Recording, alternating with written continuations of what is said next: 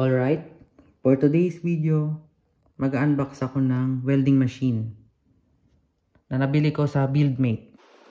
So, ito na yung 3-in-1 welding machine ni Buildmate. So, maraming brand na linalabas sa market. Makilala nyo naman yun eh. Pero ito, sariling brand name ni Buildmate. So, naisipan kong subukan kung ano magiging function niya.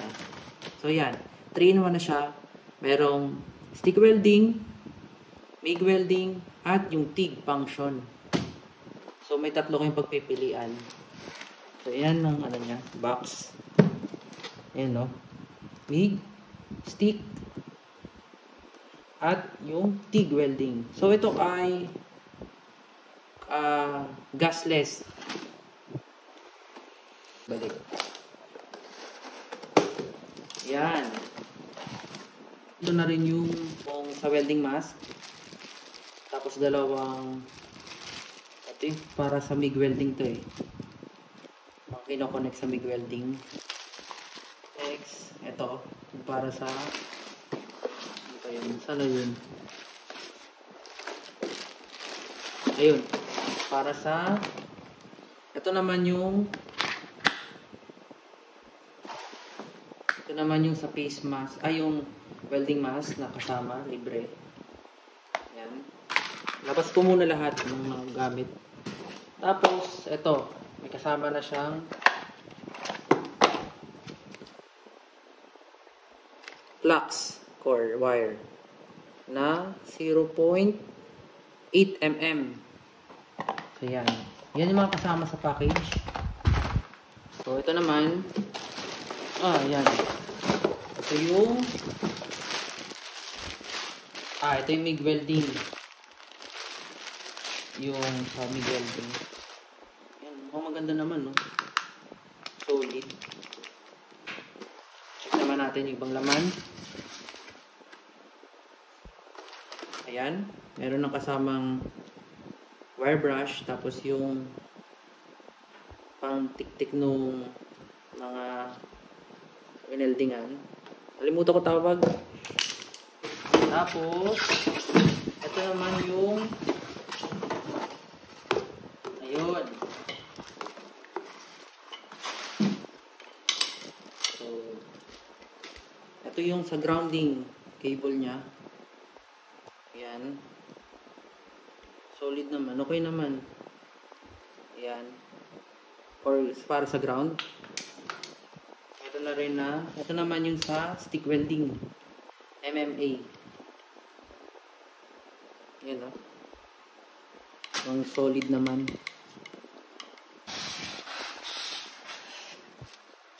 Yun. Wala na. So, ito na yung machine. Ay. Yan. Gilit ko na muna to.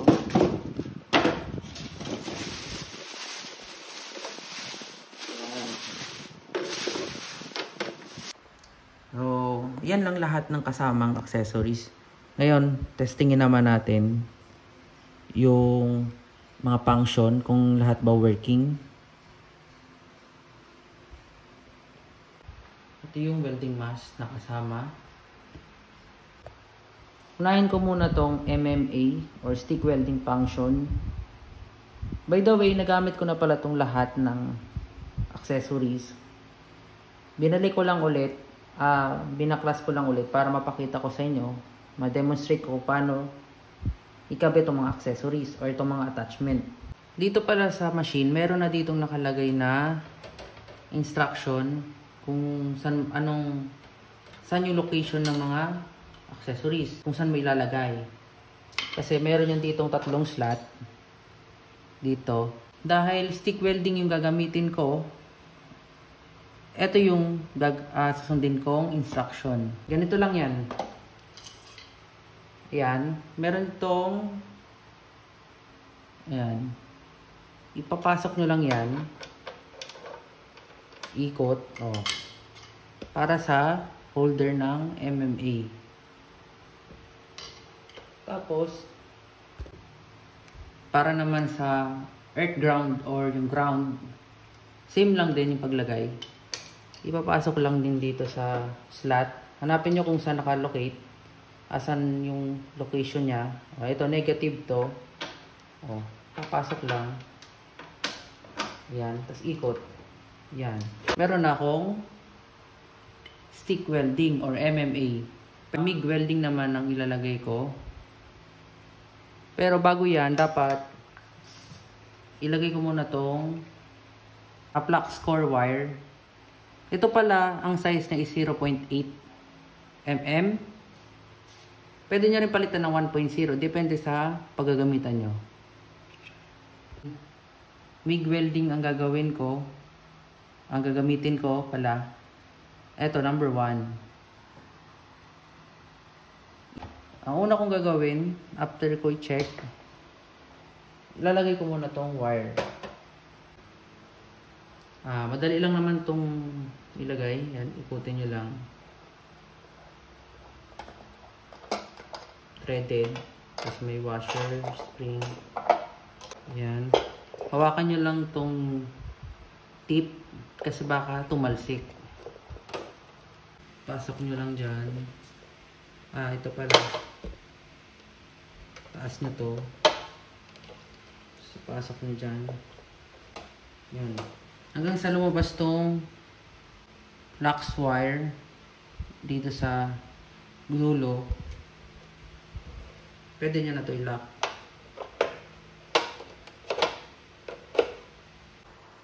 Tapos pwede na to ibalik na mga lock para dito sa cable, wire, flux wire. Ayan. Ay, medyo mahirap lang ilagay kasi bumabalik.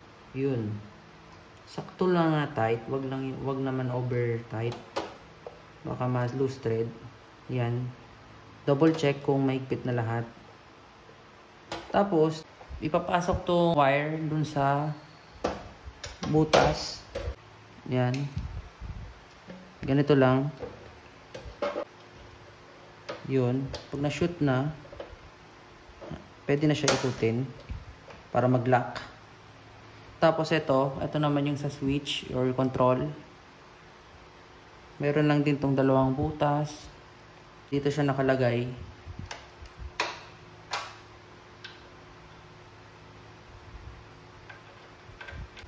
Para naman sa earth ground, hanapin nyo lang yung positive. Opposite nung procedure para sa MMA. So yung positive nandito sa dulo, dito nyo ilalagay.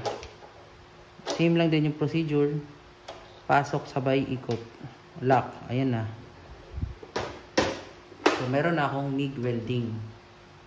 Halimbawa na naka-MIG welding kayo, pwedeng hindi nyo na to alisin na attachment or accessories ng MIG welding.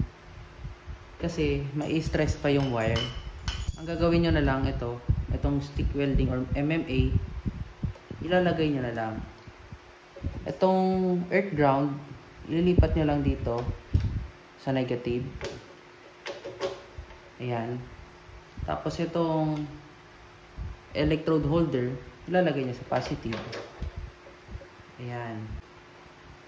Tapos, halimbawa naka-on, gawin ko muna.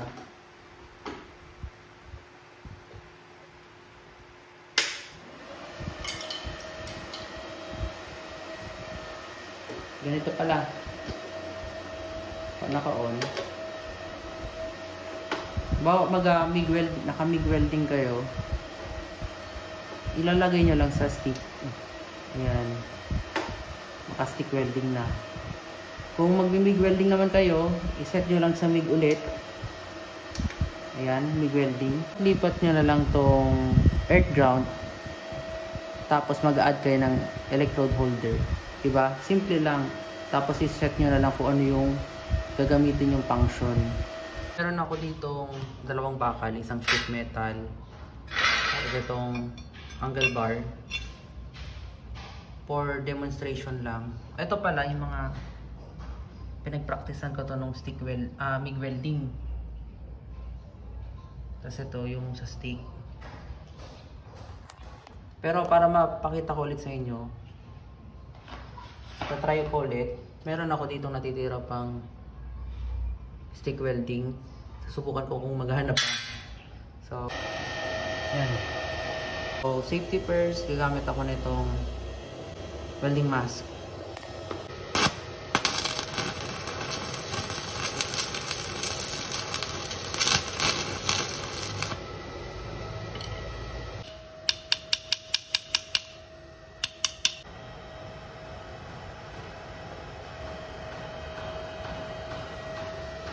Try ko naman dito sa yero. Naubusan na akong rod eh. Pero set ko lang sa baba.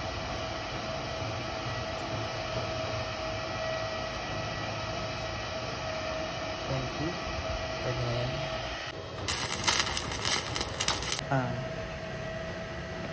Stick welding. MIG welding naman ako ngayon. Tanggalin ko ito.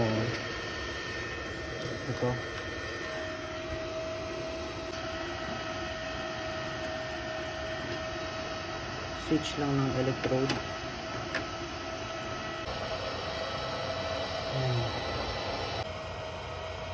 Sa pagpalabas ng wire, putin nyo na lang to hanggang sa pumasok ulit yung wire. O gamitan nyo ng plies. Hindi nyo natin balik. Additional tip pala, kasi wala akong masyado nakitang tutorial kung paano talaga gamitin tong MIG welding. Nakita ko pinatong na lang, nag-spark. Hindi nila sinabi kung paano yung technique. Kaya nung diniscover ko pa. Kala ko may problema yung machine nung pag-try ko. Kasi nung nakalabas yung flux core, pero di pa rin nag-spark. Wala eh, naghanap ako mga tutorial, wala. So nung diniscover ko, kailangan pala pagka patong nyo sa material, i-press nyo rin tong pula sabay. Parang, pag hindi ko press, wala. Pero once i-press ko yan habang nakapatong, magre-react yan. Example. Diba? Dapat sabay, press nyo yan. Ganun.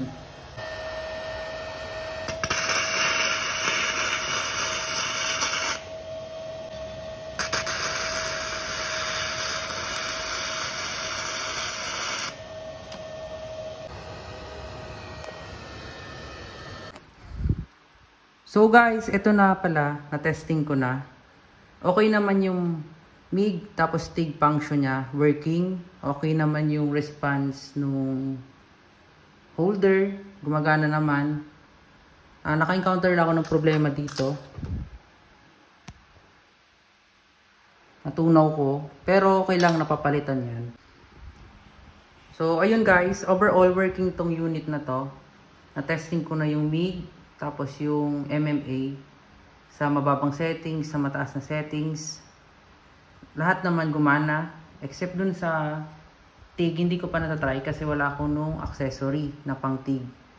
Kasi yung in-order ko, kung makikita nyo sa box, yung isang option kinuha ko, yung set A, na kasama lang yung MIG tapos yung MMA. Ayan sa accessories. Yung isang set kasi, kasama lahat, 3-in-1. May kasama ng TIG. Pero mas mahal kasi yun, nasa 4,000. Yung kailangan ko lang naman ngayon is yung MIG stick welding. Kaya hindi ko na kinuha yung may TIG. Pero, ang kagandahan dito, kahit wala yung accessory, nakaabang na siya for TIG. 3-in-1 na yung machine mismo. So, kayo na lang bahala kung gusto nyo bumili ng accessory for TIG. Kasi may nabibili naman separate. Pero much better kung may budget kayo, kunin nyo na yung 3-in-1, yung lahat na accessory kasama. Pero sa ngayon, habang wala pa akong accessory for TIG, ito na muna yung testing kong dalawa. Ulitin ko itong video na to, hindi to sponsored. Gagamitin ko to sa mga project ko, kaya binili ko. Kung nagustuhan nyo itong item na to, itong product na to, lalagay ko na lang yung link sa baba.